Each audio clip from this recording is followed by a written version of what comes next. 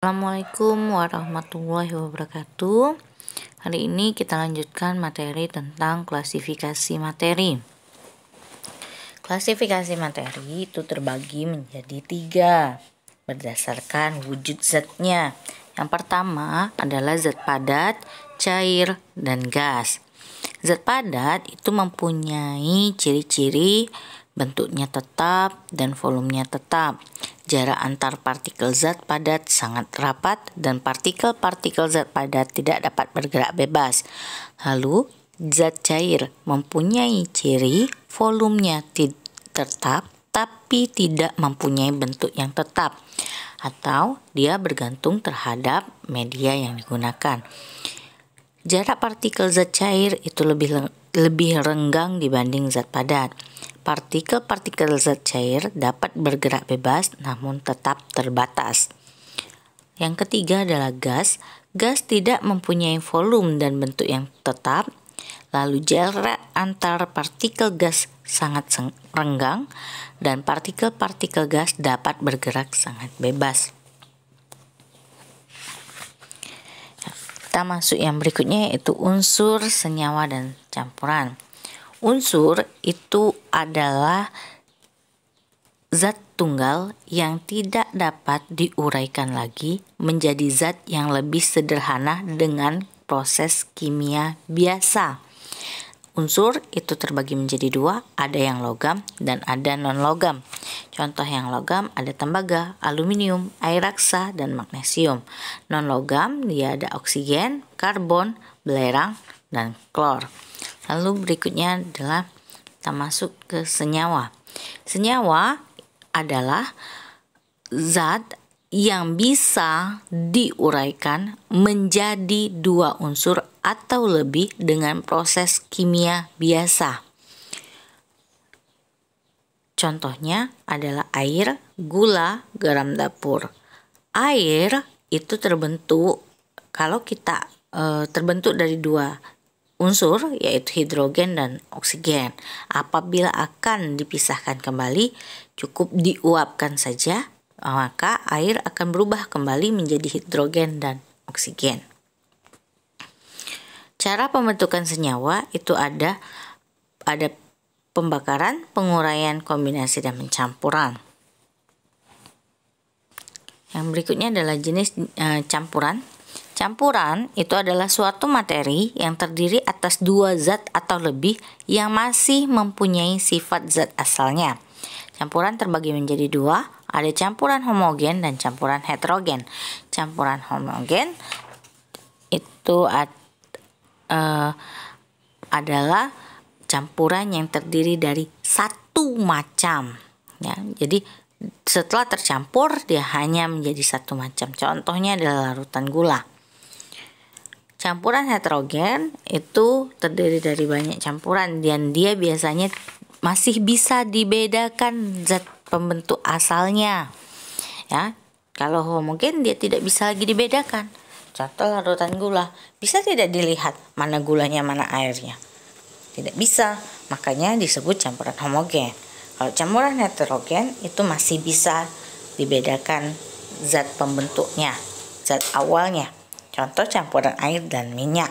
Kalau campuran air dan minyak, maka airnya di bawah, minyaknya ada di atas. Itu masih bisa dibedakan. Pemisahan campuran itu ada beberapa macam cara. Yang pertama, ada penyaringan atau kita sebut juga dengan filtrasi. Itu adalah metode pemisahan campuran yang digunakan untuk memisahkan cairan dan padatan yang tidak larut berdasarkan pada perbedaan ukuran partikel zat-zat yang bercampur. Yang selanjutnya ada penyulingan. Penyulingan itu adalah destilasi, nama lainnya. Lalu ada sentrifugasi atau penyubliman. Lalu ada juga atau penguapan, ada juga kromatografi dan ada sublimasi. Ya, itu yang di buku kamu. Lalu kita masuk ke sifat fisika dan sifat kimia zat. Sifat fisika itu sifat-sifat benda itu dibedakan menjadi dua, yaitu sifat fisika dan sifat kimia. Sifat fisika adalah sifat yang berkaitan dengan keadaan fisik suatu zat. Contohnya ada wujudnya, ada warna, bentuk, massa, volume, dan lain sebagainya. Kalau sifat kimia itu adalah sifat zat yang berhubungan dengan mudah atau sukarnya zat tersebut bereaksi dengan secara kimia. Contohnya, mudahkah terbakar, mudah busuk tidak, berkarat, mudah meledak atau tidak, dan lain sebagainya. Nah, perubahan fisika dan perubahan zat itu ada dua, yaitu perubahan fisika dan perubahan kimia. Perubahan fisika itu adalah perubahan zat yang tidak disertai dengan terbentuknya zat baru. Ya. Kalau perubahan kimia, contoh perubahan fisikanya itu air yang dipanaskan. Ya, jadi kalau air dipanaskan, dia dari air menjadi uap.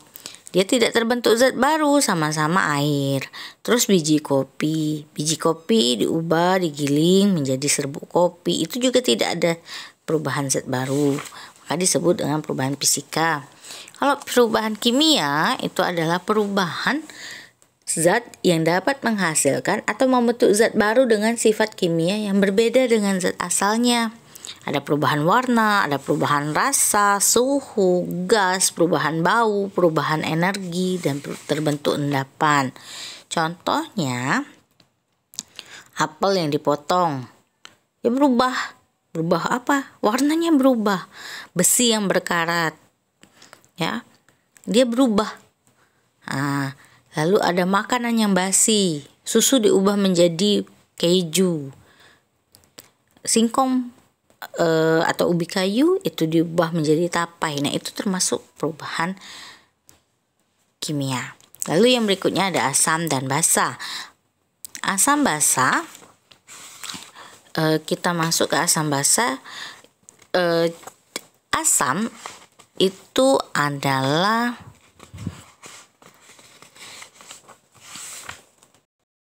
ciri larutan asam itu: 1. Mempunyai rasa asam. 2. Mengubah kertas lakmus biru menjadi merah.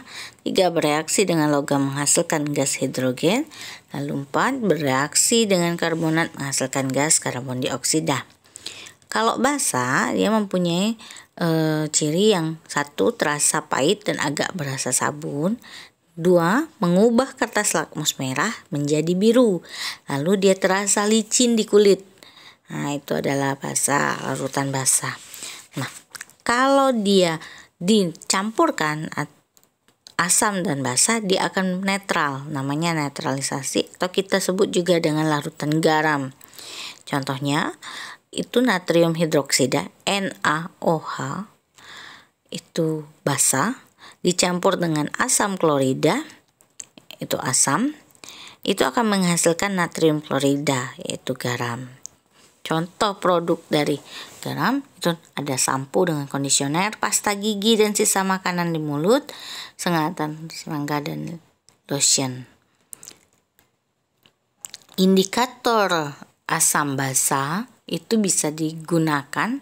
Yang pertama bisa menggunakan kertas lakmus merah dan lakmus biru. Jadi kalau dia merah, lakmus dicelupkan dalam satu larutan, lakmus merah dicelupkan dalam satu larutan lalu berubah menjadi biru, itu artinya larutan tersebut basah. Tapi kalau kertas lakmus biru kita celupkan ke dalam larutan, maka lakmusnya berubah menjadi merah, maka itu artinya larutan tersebut asam. Apabila kertas lakmus kita celupkan, lakmus merah dicelupkan ke larutan, dia tetap merah, biru dia dicelupkan ke larutan, dia tetap biru, maka artinya larutan tersebut adalah netral. Nah, indikator yang bisa kita gunakan selain kertas lakmus itu ada indikator alami, indikator universal, dan pH meter. Sampai di sini penjelasan dari Ibu. Untuk tugas itu kita hari ini ulangan bab sebelumnya. Terima kasih, nanti Ibu kirim linknya. Terima kasih. Tetap semangat ya anak-anak. Assalamualaikum warahmatullahi wabarakatuh.